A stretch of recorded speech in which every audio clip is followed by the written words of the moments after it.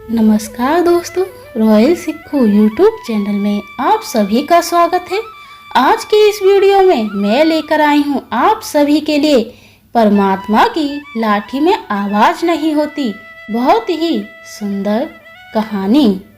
एक साधु वर्षा के जल से प्रेम और मस्ती से भरा चला जा रहा था कि उसने एक मिठाई की दुकान को देखा जहाँ एक कढ़ाई में गरम दूध उबाला जा रहा था, तो मौसम के हिसाब से दूसरी कढ़ाई में गर्मा गर्म जलेबियां तैयार हो रही थी। साधु कुछ क्षणों के लिए वहां रुक गया। शायद भूख का एहसास हो रहा था या मौसम का असर था। साधु हलवाई की भट्टी की बड़े गौर से देखने लगा। साधु कुछ खाना चाहता था, लेकिन साधु के जेब में ही पैसे नहीं थे, तो पैसे भला कहाँ से होते। साधु कुछ पल भट्टी से हाथ सेकने के बाद वहां से चला जाना चाहता था कि नेक दिल हलवाई से रहा न गया और एक प्याला गरम दूध और कुछ जलेबियां साधु को दे दी। मंगल ने गरम जलेबियां गरम दूध के साथ खाई और फिर हाथों को ऊपर की ओर उठाकर हलवाई के लिए प्रार्थना की, फिर आगे चल दिया। साधु बाबा का पेट भर चुका था। दुनिया के दुखों से बेपरवाह वो फिर एक नए जोश से बारिश के पानी के छींटे उड़ाता चला जा रहा था। वह इस बात से बेखबर था कि एक युवा नवविवाहित जोड़ा भी वर्षा के जल से बचता बचता उसके पीछे चला आ रहा है। एक बार इस मस्त साधु ने बारिश के पानी में जोर से लात मारी। बारिश का पानी उड़ता हुआ सीधा पीछे आने वाली युवती के कपड़ों को भिगो गया। उस औरत के कीमती कपड़े कीचड़ में लथपथ हो गए। उसके युवा पति से यह बात बर्दाश्त नहीं हुई, इसलिए वह तीन चढ़ाकर आगे बढ़ा और साधु के कपड़ों को पकड़कर खींचकर कहने लगा, अंधा है क्या? तुमको नजर नहीं आता? तेरी हरकत की वजह से मेरी पत्नी के कपड़े गीले हो गए हैं और कीचड़ से भर गए हैं। साधु हक्का बक्का सा खड़ा था। उस युवा को साधु का चुप रहना बर्दाश्त नहीं हो रहा था।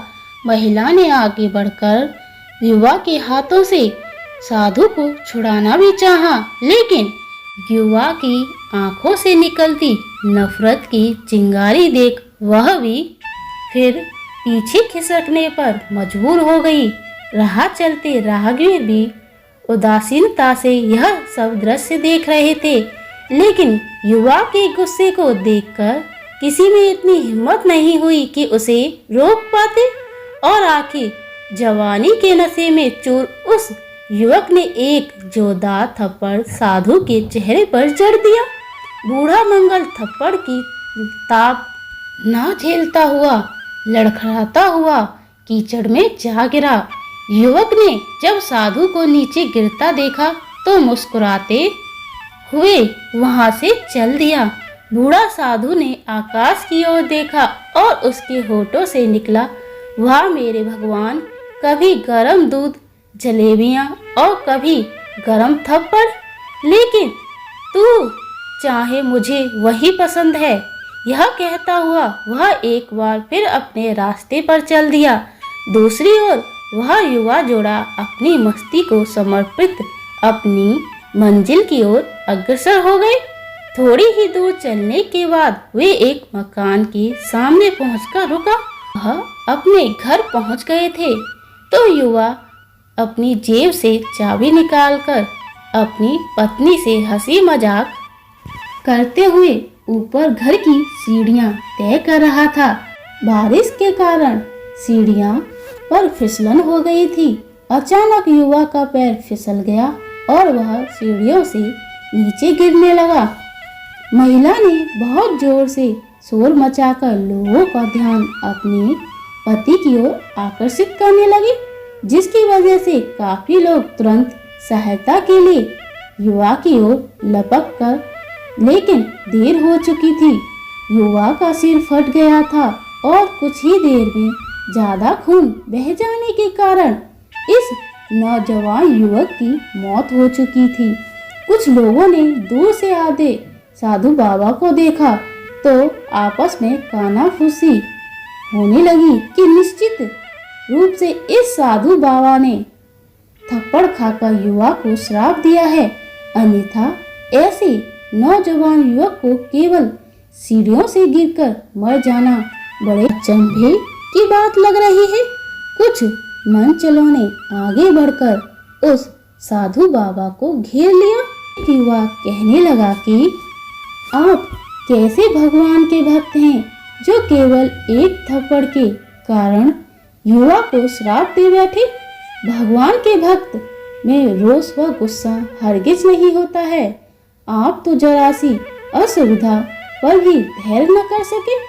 साधु बाबा कहने लगे, भगवान की कसम, मैंने इस युवा को श्राप नहीं दिया। अगर आपने श्राप नहीं दिया तो ऐसा नौजवान युवा सीढ़ियों से गिरकर कैसे मर गया।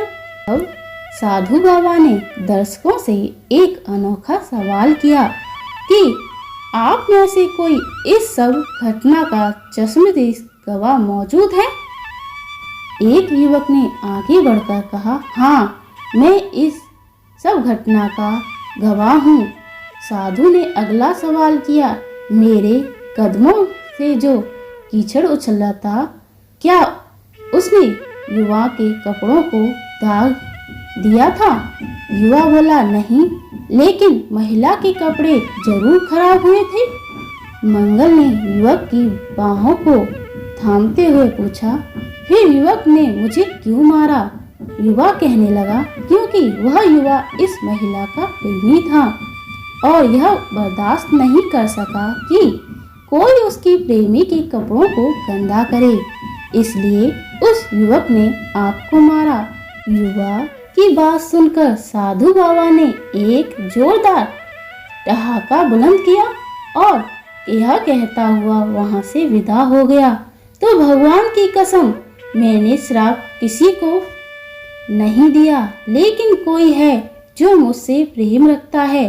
अगर उसका यार सहन नहीं कर सका तो मेरा यार कैसे बर्दाश्त होगा कि कोई मुझे मारे।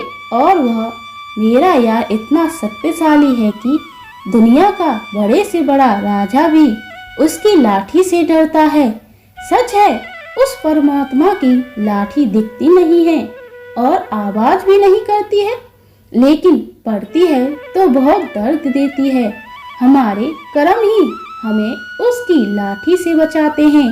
बस कर्म अच्छे होने चाहिए।